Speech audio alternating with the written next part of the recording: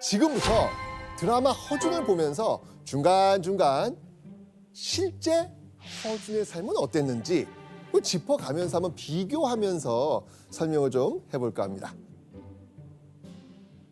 자, 허준은요, 중종 제위 시절인 1539년 양천 허씨 가문 아들로 태어납니다. 그 시를 생각하면은 네, 정말 가슴이 아픕니다. 허준은 이제 그 당시 그 잘 나가고 계시던 그 수령님의 여자 몸종이 있었는데 애를 낳아버렸어요. 근데 최배 자식은 그 당시 정말 하고 싶어도 하고 싶은 일을 해보지 못했고, 그 사람을 갖다 전혀 인정을 안 해주는 거예요, 뭐든지. 그래가지고 못된 놈들하고 어울리고 놀다가 거기서 이제 그 약재를 밀무역하는 데 걸려가지고 큰일 날 뻔했지. 드라마에서 허준은 양반 아버지와 천민 어머니 사이에서 태어난 천민이었습니다. 천민인 그 자신의 처지에 불만을 품고 신세한탄하다가 불법까지 저지르면서 살았던 것이죠. 자, 그럼 과연 실제 허준의 젊은 시절은 어땠을지 한번 보시죠. 천성이 총민하고 어려서부터 공부하기를 좋아하여 유학과 역사학을 두루 꿰뚫었다. 역사까지? 지금 이 내용을 보시니까 실제 허준의 어린 시절 어땠던 것 같아요? 그냥 공부 열심히 하는 똑똑하고 학생. 공부 잘하는. 그죠? 네. 실제 허준은 어머니가 첩인 건 사실이에요. 온 사실이에요. 근데 드라마와 좀 다르게 허준은 집에서 공부를 좋아해도 되고 책을 마음껏 읽을 수 있었던 겁니다. 한마디로 서자라서 구박받거나 내쳐지지 않았다. 잠깐 그러면 그 한약재 뭐 밀무역 이건요. 이것도 다 예, 전부 다 극적인 요소를 가미한 허구이죠. 실제 많은 기록은 남아 있지 않지만은 허준의 어머니는 천한 종이 아니었고 아주 쟁쟁한 양반 가문의 서녀였습니다. 그 천민으로서 뭐 이렇게 했다라는 것은 드라마적인 요소일 뿐이지 실제 역사 사실하고는 거리가 상당히 있다고 봅니다. 와, 일단 시작부터가 다른데요? 아니, 왜냐면은 각출하고 밀무역 하던 사람이 어떻게 갑자기 저도 한의사가 되었나 공부를 하나도 안 했는데 이 생각을 했거든요. 약간 눈물 슬프다고 하셨는데. 연기하신 거네요? 예. 집안이 괜찮은 집안이에요. 괜찮은 집안이었다고 하는데. 이모근 씨는 지금 드라마에서 왔습니다. 알겠습니다. 어허. 두 가지 역사를 지금 저희가 왔다 갔다 그럼요, 하다 그럼요. 보니까 예, 알겠습니다. 이렇게 합니다. 조선시대는요, 첩의 자식이라도 신분 차이가 있었습니다. 서얼 들어보셨죠? 서얼. 헐, 맞아요. 그렇다면 서자와 얼자를 나누는 기준이 뭐죠? 어머니 집안. 맞습니다. 바로 어머니가 천민일 경우 자식은 얼자.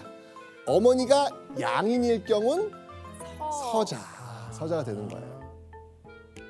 드라마 속에서 허준의 신분은 뭘까요? 그러니까 얼자. 얼자죠. 그리고 실제 허준은 양반집 서자이자 중인 신분이 되는 겁니다. 자, 그런데요, 집안에선 잘 지냈다고 해도 조선 사회에서 서자로 사는 거 어땠을까요? 어렵죠. 쉽지 그렇죠. 않아요. 집안에서만 딱 괜찮은데 나가면은 쉽지 않았을 거 아니에요. 네, 허준 자신이 서자인 걸 땅을 치면서 안타까워할 수밖에 없었던 순간이 있었습니다. 조선이라는 신분 사회에서 출세를 한다라는 것은 문관으로 나가가지고서 정계에 입문해서 지도자가 되는 건데 경국대전에 보면은 서울 출신은 문과에 응할 수가 없어서 심지어는 초시인 생원 진사도 될 수 없었죠. 대신 문이 열려 있었던 것은 의관이나 이런 것처럼 전문직 잡직이라고 부르는 데는 관직으로 나갈 수가 있었던 거죠. 그러니까 자기가 관심이 높았던 의학의 길로 나가는 것을 선택했던 거죠. 그래서 의관을 택한 거구나. 그렇게 시간이 하염없이 흐르고 이 변변한 관직도 못 가진 채 허준은 30살을 맞이합니다. 와, 30살. 그러니까요. 그런 허준에게 어느 날 어두운 터널의 한 줄기 빛과 같은 존재가 나타납니다. 드라마 속 허준을 제자로 받아준 인물 유이태입니다. 그 마지막에 유서 쓰고 유서를 남기신 분이시죠. 본인의 몸을 내어준 스승님. 맞습니다. 드라마에선 변변한 직업도 없던 허준이 명의 유이태를 만나서 의학에 입문하는 걸로 드라마에선 그려집니다. 네. 그래서 여기서 이제 허드렛 일이라도 하고 이제 살겠다 이거지. 선생님도 의술을 배우려고 들어가신 거예요? 나도 이제 그런 속셈은 있었는데 나는 저렇게 허준처럼 멋지게 눈에 띄지는 못했지. 그냥 우물쭈물 하고 있다가 청소나 하고 기껏 한다는 게 이제 줄 이렇게 쭉 환자들 줄 서 있으면은 그냥 어디가 아파서 어디가 어떻게 해서 뭐 어떻게 하고 이제 그런 거 하는 병부잡이였어요. 이제 그 병부에다 그걸 갖다 이제 기록해서 이 사람은 이렇게 아프다고 합니다. 뭐 어쩌고 뭐 이제 그런 거 얘기하고 뭐 이제 그런 거죠. 자, 허준에게 참된 의사의 길을 가르쳐 주었던 스승 유이태. 그런데 이런 유이태에게 비밀이 하나 있다는 거 아시나요? 어떤 분이에요? 비밀이요? 이게 진짜 충격인데. 설마 설마. 아버지? 아버지? 아버지. 예. 교수님. 숨겨진 아들. 유이태가 과연 허준의 아버지였습니까? 아니죠. 예. 유이태는 허준보다도 100년 훨씬 지나서 태어난 인물입니다. 예? 아니 말도 안 되는데. 허준의 숙종 때의 실존 인물인데 예. 야사에 따르면 유이태가 허준의 스승으로 나옵니다. 그러니까 드라마 소설 작가께서 네. 그 야사를 갖다가 기본으로 해갖고서 허준의 스승으로 유이태를. 예? 아니 그러면 사실은 그 유이태 그분은 그 동의보감 허준 선생님이 쓴 동의보감을 보신 분 아니에요? 그렇죠. 그렇게 돼야 될 참 정상이죠. 손자의 손자분. 100년이니까. 그러니까 한자 차이 나는 사람인데. 그렇죠. 사실 유이태의 존재도 허준이 당대 의원의 제자가 되는 것도 모두 드라마적 상상이 돋보이는 장면이었던 겁니다. 아 그래요? 상상이에요, 상상. 그럼 이거 네. 몸 내어주는 것도 상상이겠네요? 당연하죠. 아니 동명이 또 있었던 건 아닐까요? 설마. 이거는 아, 그게 최고의 장면이었는데. 그렇죠. 자, 그러면 드라마 속이 아닌 실제 청년 허준 30쯤 뭘 하고 있었을까? 선조가 제위하고 다스리던 1568년 무렵 30살의 허준은요, 관직도 없었고요. 앞날에 대한 고민은 하늘을 찌르고 있었습니다. 답답하고 좌절했던 허준은요, 살아갈 길을 찾기 위해서 누군가를 찾아가긴 합니다. 누구요? 이 인물이었습니다. 유희춘. 자, 이 유희춘은요, 선조가 즉위하기 전 왕자 시절 선조를 가르쳤던 스승이에요. 스승. 허준이 찾아갈 무렵 유희춘은요, 왕 경연에 참석하는 정사품, 홍문관, 은교란 관직에 있었는데요. 허준은요, 이런 유희춘하고 가까워지기 위해 당시엔 엄청나게 비쌌던 책을요, 이렇게 선물로 주면서 가까워지려고 한 거예요. 선생님, 허준이 이렇게 책을 주면서까지 유이춘과 좀 친해지려고 한 이유가 있을까요? 예. 허준이 처음 유이춘을 만나러 갈 때 아주 비싼 책을 갖다가 들고 가는데 그걸 통해 가셔서 나도 이만큼 독서 능력과 학식을 갖추고 있다는 걸 유이춘한테 보임과 동시에 고위 관리는 신원 보증을 해줄 수가 있어요. 과거 시험을 봐도 아무나 다 들어가는 게 아니라 높은 사람의 신원 보증이 있어야지만 과거 시험을 응시할 수 있는데 바로 유이춘은 그러한 관직에 있었던 거죠. 그걸 노린 거네요. 그렇죠. 허준은 꼭 문과가 아니라도 관직을 얻기 위해 과거를 보려고 했던 겁니다. 그렇게 허준이 유이춘과 인연을 맺은 지도 1년이 지났습니다. 어느 날 이 허준의 운명이 바뀌는 일생일대의 사건이 일어났다. 운명이 바뀌어요?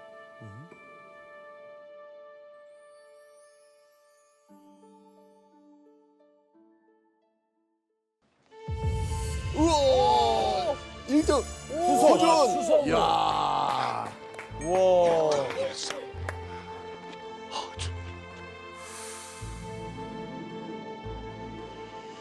아, 무슨 일이 있었습니까 지금? 과거 붙은 거죠. 드디어 네, 드디어. 맞습니다. 이 허준이 전격 네이원에 입성을 한 겁니다. 허준은 절치부심 끝에 잡과에 붙으면서 꿈을 이루게 됩니다. 네이원. 갖은 노력 끝에 네이원 의관이 되고야만 허준을 보면서 이 정말 벅차오르는 그 뿌듯함을 느낀 분들 많이 계셨죠. 드라마를 보면 과거에 합격해서 네이원이 된 허준은 종구품 말단 관직부터 네이원 생활을 시작하게 됩니다. 그리고 실제 허준도요 31살 되던 1569년 내의원 의관이 됩니다. 그런데 허준의 내의원 입성 방법 사실 과거가 아니었습니다. 자, 어떤 방법인지 동현 씨가 한번 읽어주시죠. 허준을 위하여 이판 홍담에게 편지를 보냈다. 내 의원에 천거해 준 것이다. 자, 무슨 상황인지 아시겠죠? 예. 허준은 누군가의 추천으로 내의원에 들어간 겁니다. 이때 허준을 위해 이조 판서인 홍담에게 추천 편지를 보낸 인물 누구겠어요? 유희춘. 유이춘. 맞습니다. 바로 유이춘입니다. 근데 교수님, 이 추천만으로 벼슬을 얻는다는 게 가능한 거예요? 당시에 이제 과거를 보지 않아도 관직으로 나아갈 수 있는 길이 마침 있었어요.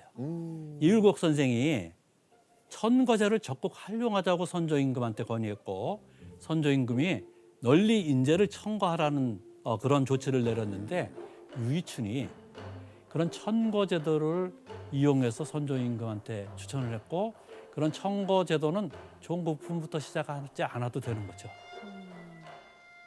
사실 허준이 1년 넘게 집에 드나들어도 이 신중한 성격의 유이춘은요 허준을 덥석 추천하지 못하고 있었던 것 같아요. 그런데 그러던 유이춘이 왜 갑자기 허준을 추천했을까요? 계기가 있습니다. 어느 날 유이춘의 이 얼굴 왼쪽에 종기가 난 거예요. 당시 이 항생제가 없었기 때문에 조선에서 이 종기는요 공포의 병이에요. 맞아. 이게 어디로 튈지 모르는 거거든요. 그런데요, 허준이 이 유이춘의 얼굴에 난 종기를 싹 낚여줍니다. 여기서 문제 예. 보시죠. 자, 허준은 종기에 어떤 약을 처방했을까요? 아. 정답. 정답. 종기. 손은 약손이라 했습니다. 네. 자, 끝. 손으로. 손으로 네. 오다. 아, 정답. 네, 정답. 아, 제가 전쟁 영화 좋아하잖아요. 네. 네. 전쟁에 총을 맞거나 상처 났을 때 어. 소독약이 없잖아요. 그때 그때 위스키나 그 술, 소주, 이 술을 뿌려요. 소주를 소독을. 이렇게 그래서 들이붓는다. 뭐 막걸리나 술을 가지고 소독하나. 먹고 살기 힘든데 오다. 우리 허준 선생이 그런 걸로다가 그 약을 썼다 말할 수는 없지. 잘 모르겠는데 혹시 힌트 좀 주시죠. 힌트 임 선생님께서 좀 주시면. 근데 그게 토령? 무슨요? 토령? 무려? 토룡? 토룡요? 낚시할 때 그거를 띄어가지고 그래서 하면은 정답! 정답! 정답. 정답! 저 생각났어요. 그거요? 낚싯줄에는 지렁이를 끼웁니다. 그래서 그럼 지렁이에서 나오는 그 진액으로 그 종기를 치료합니다. 정답. 네, 아유 맞아요. 그러니까 지렁이 즙을 바르라고 아, 합니다. 그러니까 진액. 사실 어려운 걸 맞췄네. 자, 그럼 왜 지렁이 집이었을까? 지렁이의 효능 중 파어라고 해서요. 이 몸속에 뭉친 피, 즉 어혈을 강하게 깨뜨려서 제거하는 효능이 있다고 합니다. 유이충은 뭔가 좀 반신반의하면서 아마 발랐겠죠. 그런데 그 결과가 거짓말처럼 얼굴 종게 싹 나은 거예요. 허준의 치료로 말끔해진 얼굴을 보면서 유이춘 어떤 생각을 했겠어요? 보답해야겠다. 야, 이거 정말 믿어도 되는 실력이구나. 그럼 이런 인재를 선조 곁으로 보내야겠는데? 이런 생각했을 거 아니에요. 그렇게 며칠 후 유이춘은요, 이조 판서에게 허준을 추천했고요. 허준은 과거 없이 일종의 특채로 내의원에 입성하게 된 겁니다.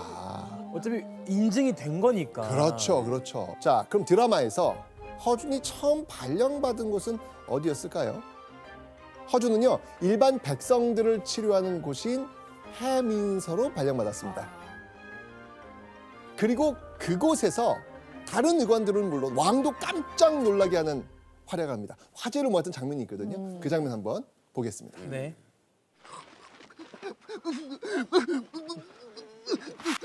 맞아. 아 이거 보직장, 이 자네가 구해달라는 매실집인데. 매실?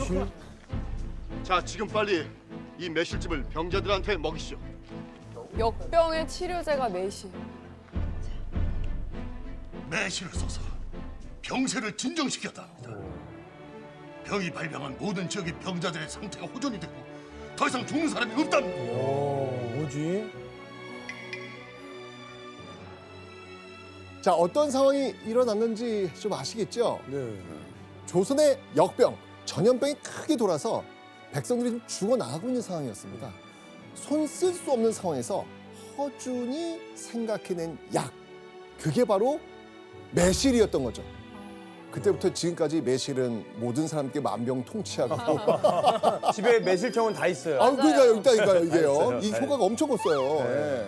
그 인기가 좀 엄청났어요. 그래서 그 순천, 광양, 보성 저쪽으로 아주 매실이 유명한데 그 매실이 이 방송에 나가자 바로 동났죠. 와, 드라마 효과. 자, 그런데 그럼 매실이 정말 조선시대 전염병을 잡는데 효과적이었을까요? 실제 허준은 동의보감에 매실의 효능을 어떻게 적고 있는지 한번 확인해 보겠습니다.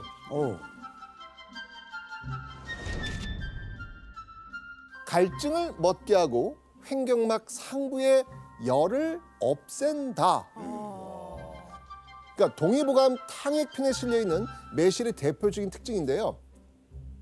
사실 동의보감엔 매실이 역병을 잡는다라는 서술은 어디에도 없습니다. 그거 방금 그 장면도 그 뭐예요, 그러면? 드라마입니다.